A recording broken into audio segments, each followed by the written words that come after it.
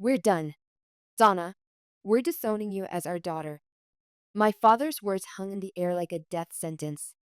He stood in my corner office at Berkshire Financial, his face contorted with rage, while my mother clutched her purse as if it were a weapon. Behind them, the Manhattan skyline sparkled through floor to ceiling windows, a stark contrast to their small town mentality and narrow worldview. You're choosing your precious career over your own sister? Mom's voice cracked, her carefully applied makeup smudged from tears of fury. Melissa could lose her house, and you won't lift a finger to help? I sat there, my leather executive chair suddenly feeling like a throne of isolation. The CO nameplate on my mahogany desk, Donna Williams, financial director, gleamed under the soft office lighting, a testament to everything I'd achieved without their support.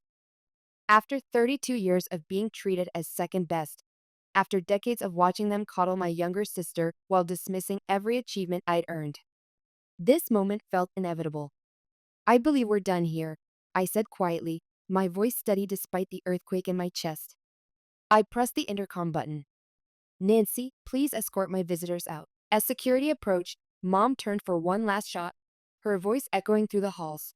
You'll regret this. We're your only family. When you're old and alone, don't come crying to us. The heavy oak door clicked shut with finality, and I swiveled my chair to face the windows. Below, the city sprawled like a living organism, millions of lives intersecting and separating. How had we gotten here? How had a simple dinner invitation spiraled into this final confrontation? Flashback, the phone call. 1 month earlier, the buzzing of my phone jarred me from reviewing quarterly reports. I glanced at the caller ID, and my stomach clenched. Mom. We hadn't spoken in months, hadn't seen each other in over 2 years. The last time had been a disaster. Melissa's engagement party where I'd been relegated to a corner table while they fawned over her and her wealthy fiancé who'd later run off with his secretary. I let it ring 3 times before answering. Hello? Donna dear. Her voice dripped with unusual sweetness, like artificial honey. How are you? Fine, Mom. Busy with work.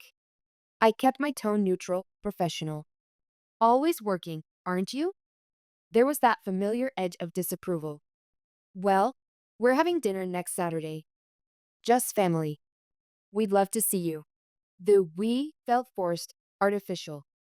In my entire life, I couldn't remember them ever saying they'd love to see me without an ulterior motive. What's the occasion?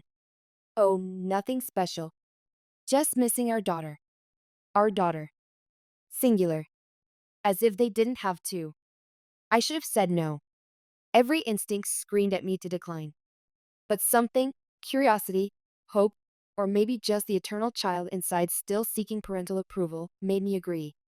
What time? 7 o'clock. And Donna? She paused. Try to dress. Appropriately. Flashback. Childhood memories. 28 years ago, I was 4 when Melissa was born. I remember standing on tiptoe to peer into her crib, fascinated by this tiny creature who'd somehow stolen all the attention in our house. Mom and Dad cooed over her constantly, their cameras flashing to capture every gurgle and smile. Donna, be quiet. You'll wake the baby, became their constant refrain. By the time I was 10, the pattern was set in stone. Melissa was special, gifted, delicate. I was. Just there. Background noise in the symphony of their perfect family. I tried everything to win their approval. While Melissa took dance classes, which she quit after 2 months, I joined the debate team and won regional championships. While she struggled with basic math, I was placed in advanced placement courses. I volunteered at the local hospital, edited the school newspaper, and maintained a 4.0 GPA. None of it mattered. Flashback. High school graduation. 14 years ago, the auditorium was packed, a sea of proud parents clutching flowers and cameras. As valedictorian, I sat on stage, my speech carefully prepared, my heart racing with anticipation. Finally, they'd see what I'd accomplished. Finally, they'd be proud. I scanned the crowd as I approached the podium.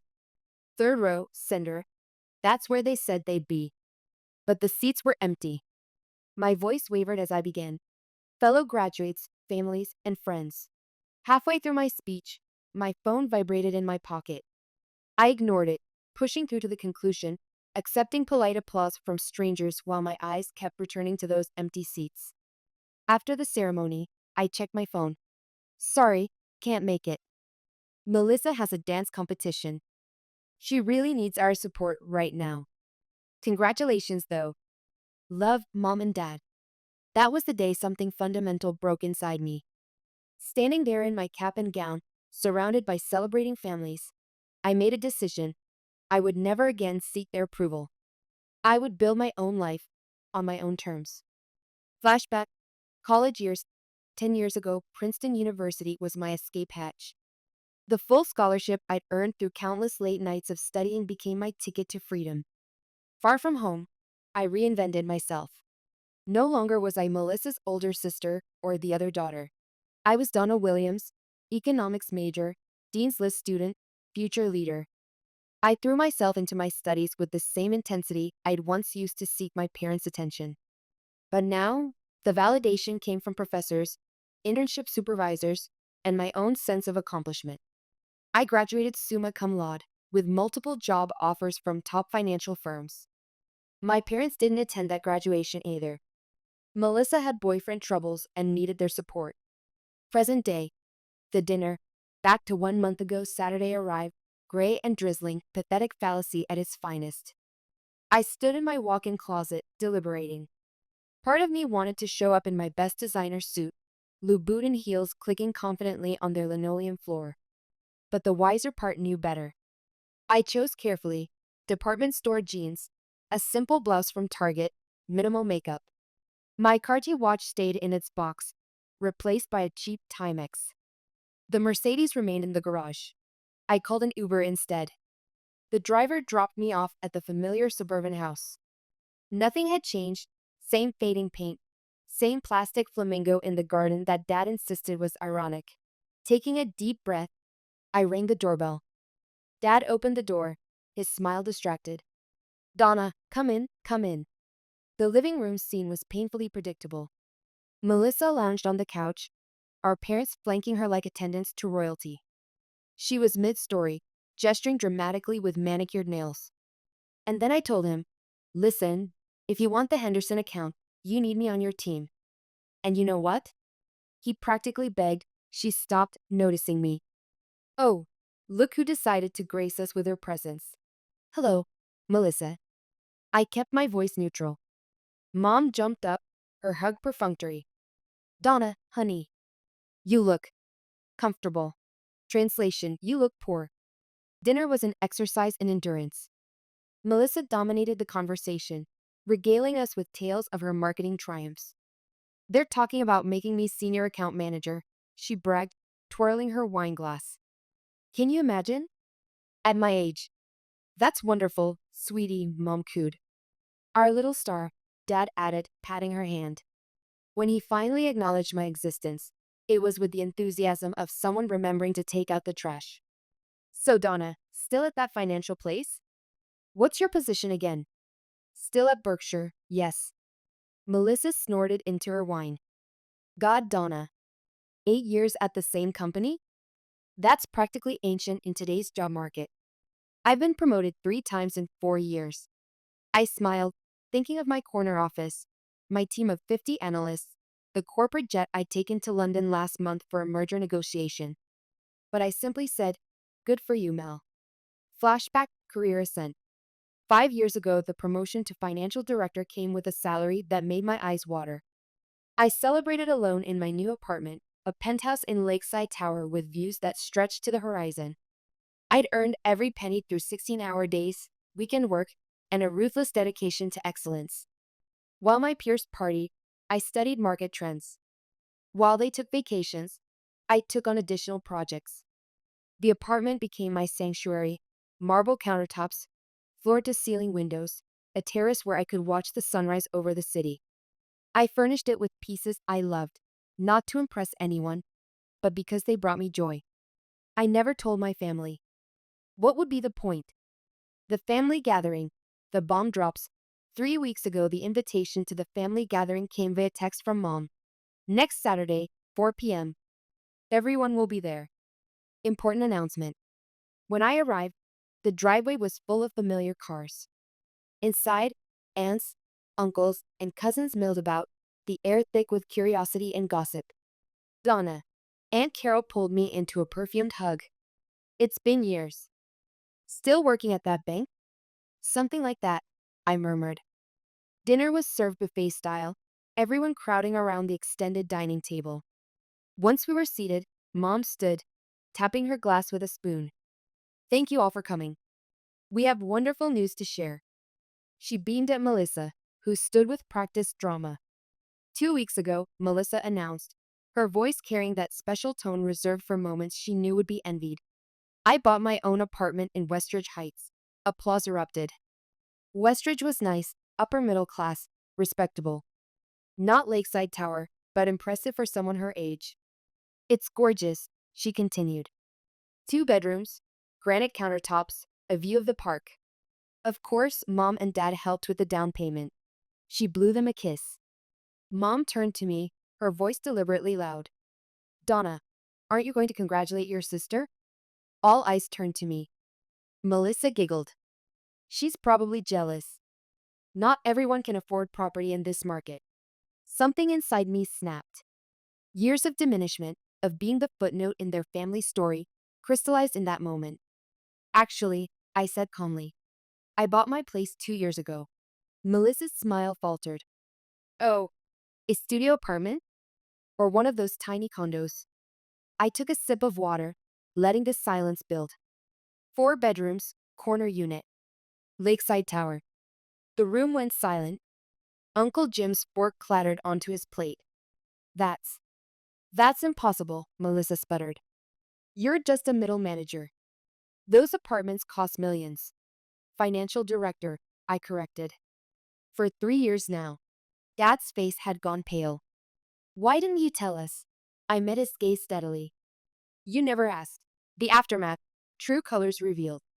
2 weeks ago, the text messages started the next day. First, Mom.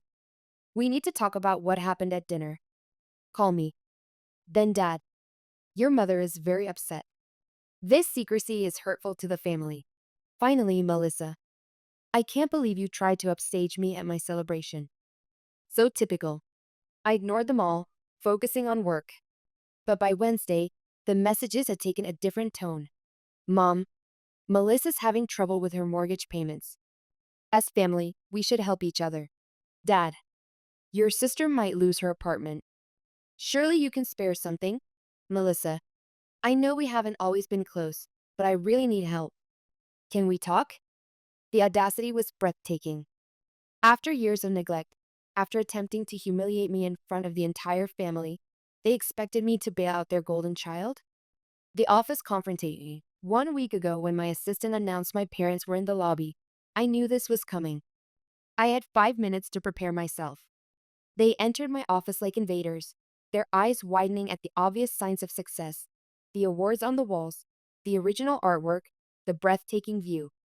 Nice place, Dad said, trying to sound casual. Thank you. What can I do for you? Mom launched immediately into her rehearsed speech. Donna, we need to discuss Melissa's situation.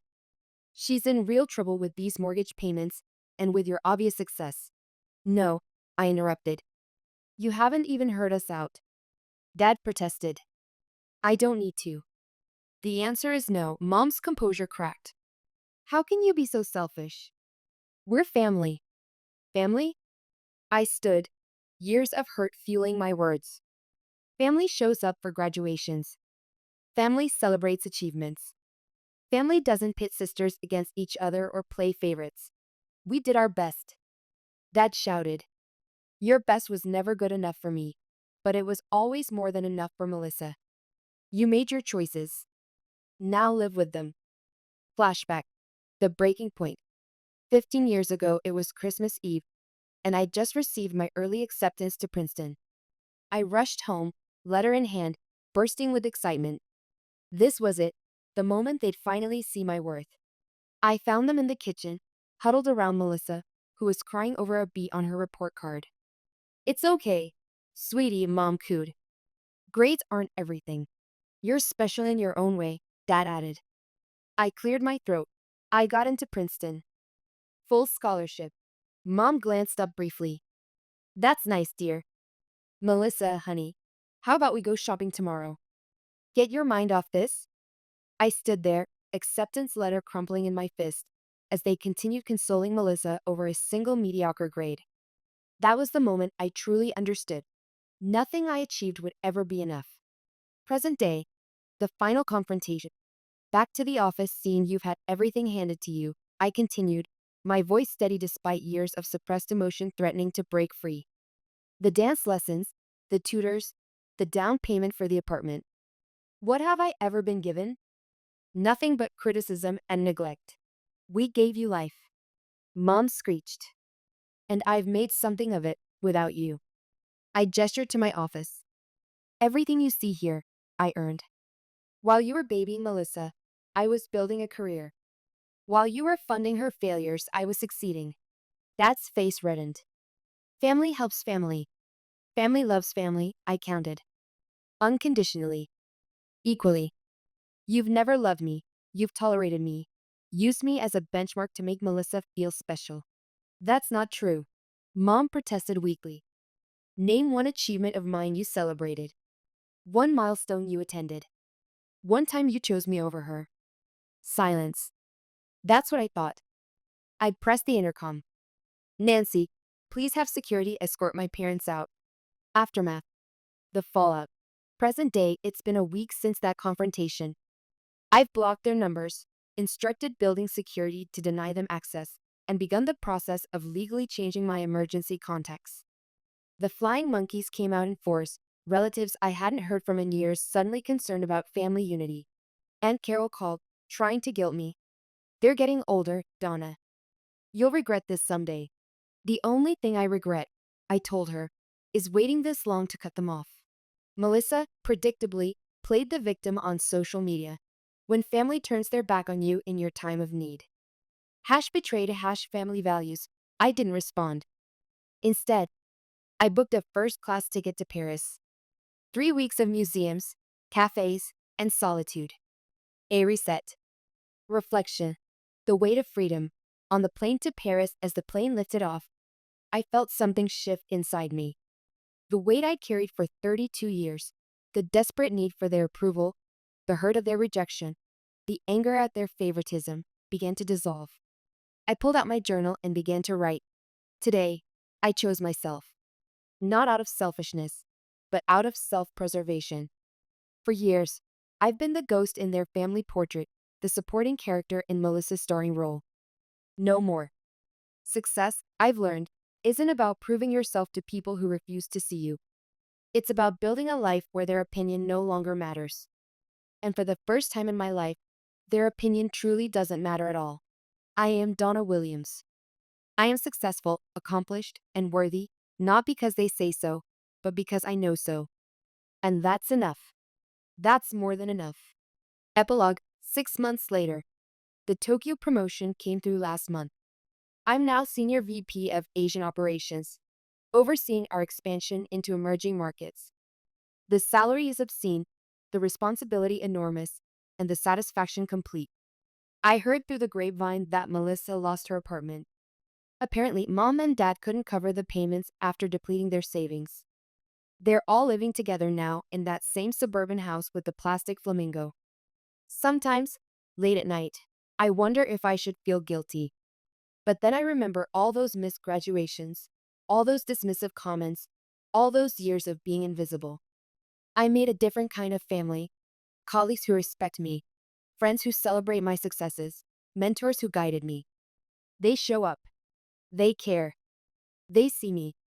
Last week, I donated a significant sum to a scholarship fund for young women from difficult family situations. The letter that came with my first scholarship recipient's photo made me cry.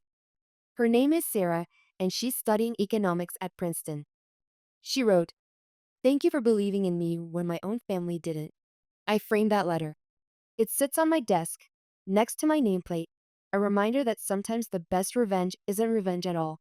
It's living well, helping others, and breaking the cycle. My phone buzzes.